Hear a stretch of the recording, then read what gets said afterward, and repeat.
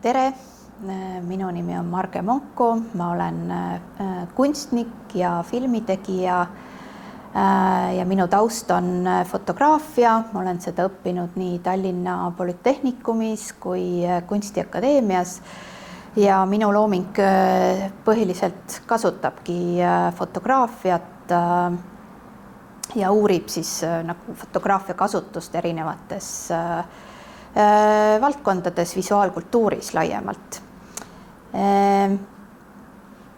Ja täna siin praegu oleme me minu ateljees, see on minu tööruum. Siin ma siis töötan oma ideedega ja ka teostan neid. Ja selles loengus siis tahakski kõigepealt tutvustada oma teost pealkirjaga Kuldmees ja selle tööprotsessi. See on siis teos, milles ma kasutasin tehisintellekti pildi genereerimise vahendeid. Aga hea meelega näitaks teile ka kahe teise kunstniku töid, kelle lähenemised minu omast on olnud erinevad ja kes ka siis kasutavad pildi genereerimise mootoreid oma loomingus. Ja kõige lõpuks võib-olla siis võiks peatuda ka sellel küsimusel, et mis siis on kunst, mida saab nimetada kunstiks tehisaru ajastul ja ka fotograafia rollist, millises muutumises see siis tänapäeval on.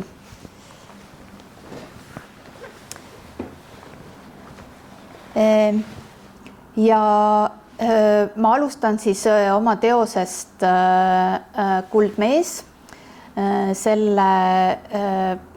See koosneb kahest videost ja seda saab praegu näha siis Kumu kunstimuuseumis 5. korrusel näitusel Galatea triumf, kunst tehisaru ajastul.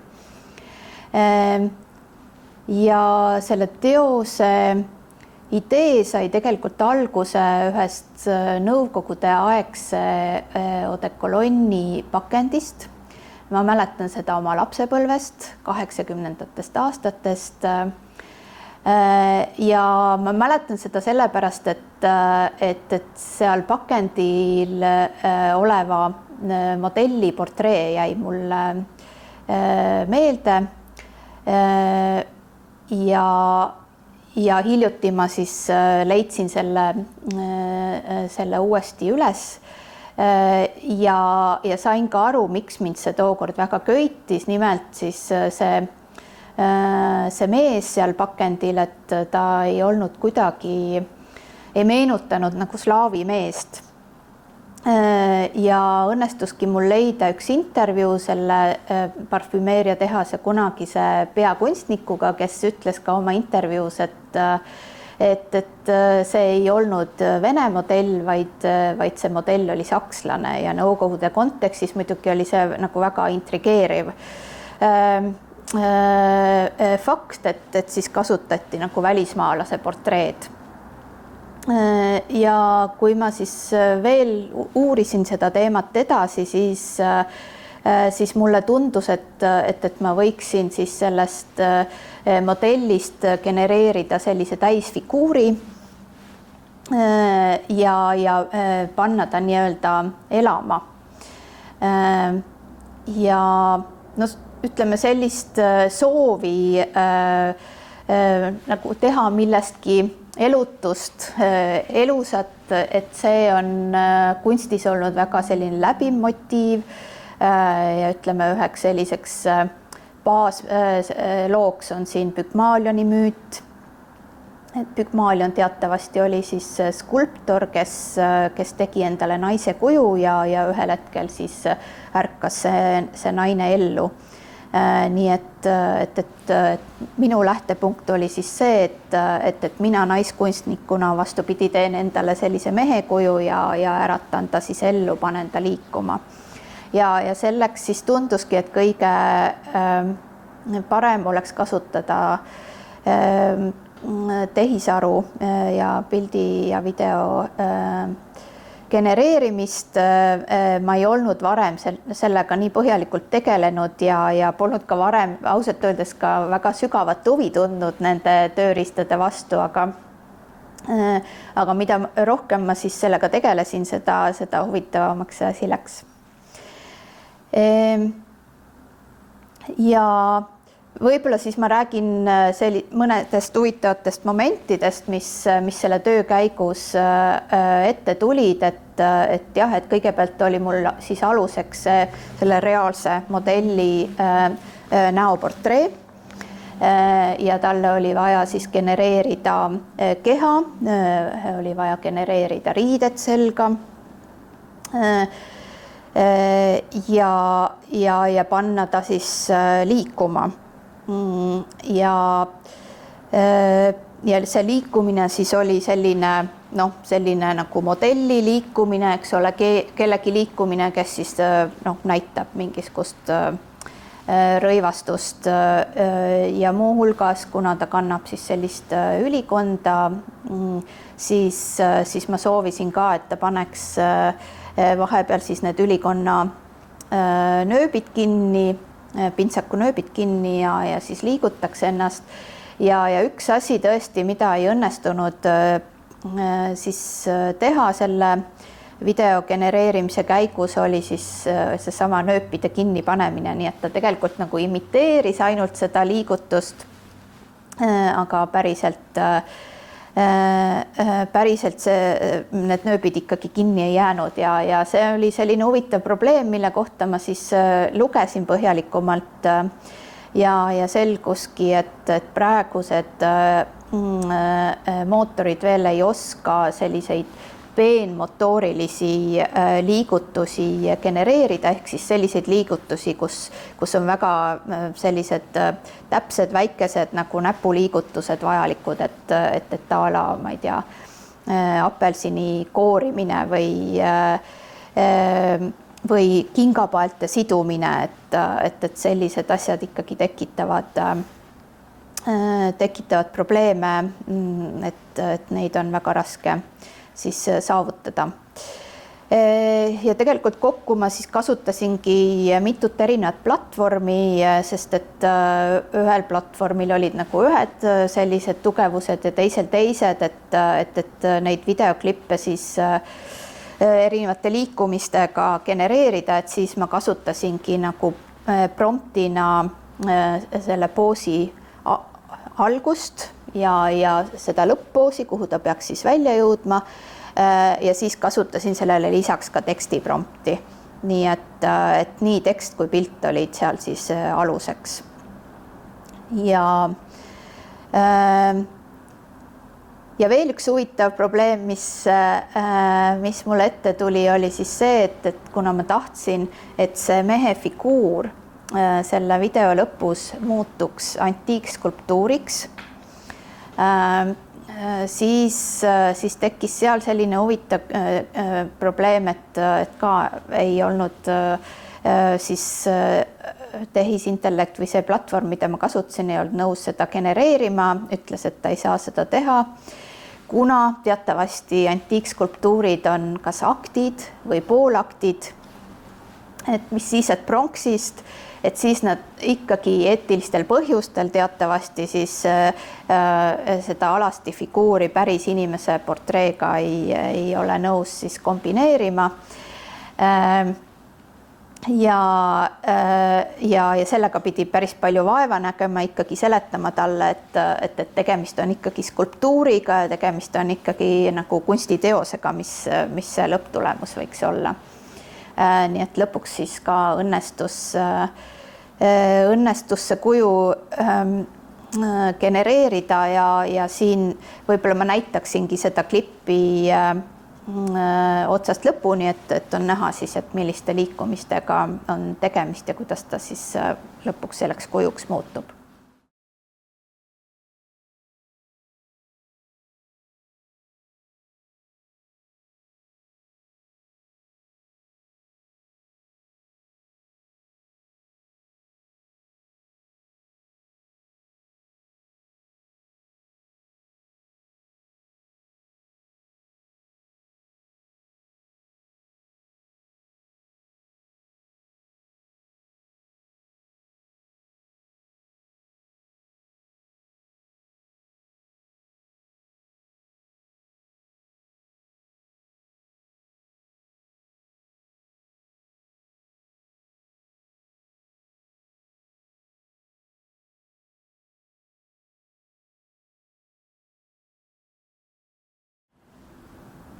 Aga järgnevalt siis tahaks teile näidata 2 näidet teiste kunstnike töödest, kuidas on veel võimalik siis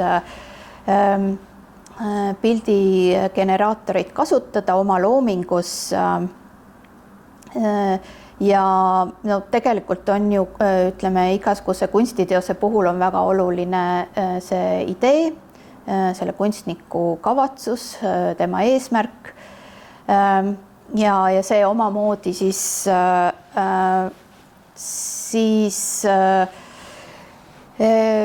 viib nende vahenditeni, mida inimesed tahavad kasutada ja ma tahaksin näidata mõningaid pilte Kreeka kunstniku Maria Mavropoulou teostest, tema seeriast Imagined Images ehk siis kujutletud pildid.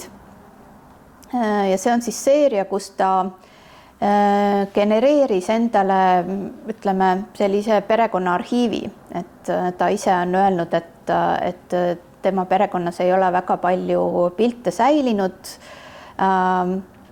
Tema ema on venelanna ja nad on pidanud nagu mitu korda kolima erinevatest riikidest. Ja pildid on läinud kaduma, nii et tal ka enda lapsepõlvest ei ole väga palju pilte. Ja siis ta kasutaski DALL-E platvormi, et endale siis sellist perekonnaarhiivi genereerida. Ja siin on siis pildid, mis pealtnäha meenutavad selliseid 80ndatel ja 90ndatel aastatel eelmisel sajandil tehtud pilte, aga siis lähemal vaatlusel on seal siis igasuguseid selliseid moonutusi. Kuna see seeria on 3 aastat tagasi tehtud, siis muidugi oli pildi genereerimine hoopis teisel tasemel ja seetõttu on ka seal neid moonutusi rohkem. Ja minu meelest ta toob selle seeriaga väga huvitavalt välja seda, et milline roll siis on tehisaru pildigeneraatoril, ütleme, sellises identiteediloomes ja sellises mälestuste ja mäletamise genereerimisel, et ta tegelikult toob välja, et seda ka, et kui petlik meie mälu võib olla ja fotod tihtilugu ei pruugi ka nagu seda täittõde. Isegi päris fotod ei pruugi seda täittõde siis meieni tuua.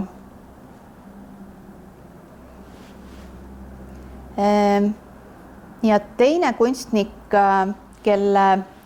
kelle lähenemine on võib-olla natuke mängulisem, on siis Charlie Engman. Tema on Ameerika kunstnik, ka fotograafia taustaga, aga siis ka mõned aastad juba tegeleb ta siis tehisintellektiga ja loob siis selle abil pilte.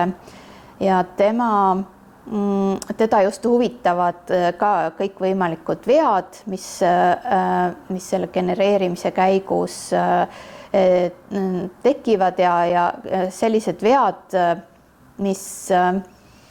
mis justkui nagu viitavad sellele, et see tehisintellekt üritab imiteerida sellist fotograafilist nägemist aga mingisugused momendid, kus ta siis ebaõnnestub ja tekivad jälle sellised väga kummalised momendid ja moonutused. Ja põhiliselt tema siis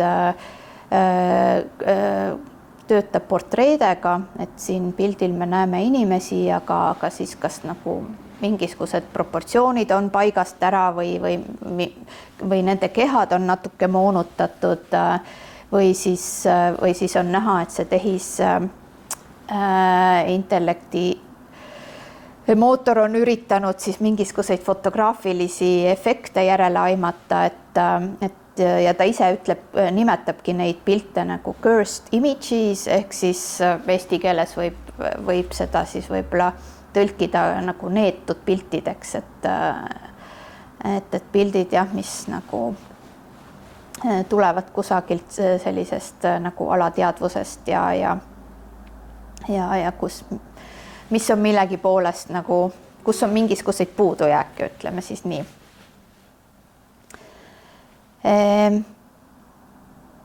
Ja no siin mulle tundubki, et tegelikult kunstnik, kes töötab siis pildi genereerimise mootoriga ja loob uusi pilte, et seal võibki olla 2 sellist lähenemist, et kõigepealt siis see, et sul on juba kindel idee olemas ja sa tead, mida sa soovid sellelt vahendilt ja lähed sinna juba sellise valmis ideega. See võib osutuda minu enda kogemuse järgi päris selliseks keeruliseks. Nii et peab varuma kannatust ja peab olema väga selline järjekindel, et siis saada seda tulemust, mida sa soovid. Ja teine lähenemine on siis see, et sa tõepoolest lähed võib-olla natuke sellise avatuma ideega sinna platvormile ja siis töötad koos selle tehisintellektiga ja vaatad, milliseid tulemusi tema sulle pakub ja siis võib-olla nagu modifitseerid seda natuke, et need on sellised 2 erinevat lähtepunkti, mis võivad olla. Ja kindlasti on väga oluline küsimus tänapäeval ka see, et millal siis on genereeritud pilt, kunst. Ja kui vaadata kunsti lähiajalugu, siis tegelikult enam ammu ei tähenda kunst tingimata seda, et see on midagi, mida kunstnik oma kätega on loonud, et siin juba 20. sajandil on näiteid nagu ready-made'i kasutamine ehk siis valmis objektide kasutamine. 70-ndatel tuli selline meetod nagu apropriatsioon ehk siis kohandav esteetika, kus siis kunstnikud hakkasid kasutama kas reklaamkujutisi või varasemaid kunstiteoseid enda loomingus ja panema neid sellisesse uude konteksti. Nii et selles mõttes võib ikkagi genereeritud pilt ka teatud tingimustel olla kunst. Ma arvan, et see väga palju ka sõltub sellest looja kavatsusest, et millisel eesmärgil see pilt on tehtud ja ka sellest, eks ole, et mida selle pildi abil siis esile tuuakse, et siin kui te ka ise tahate tehisaru pildigeneraatoritega töötada, siis väga soovitan seda proovida, aga kindlasti tasuks säilitada selline kriitikameel ja mõelda, et mida te tahate vaatajateni tuua. Suur aitäh teile kuulamast, head koolipäeva jätku!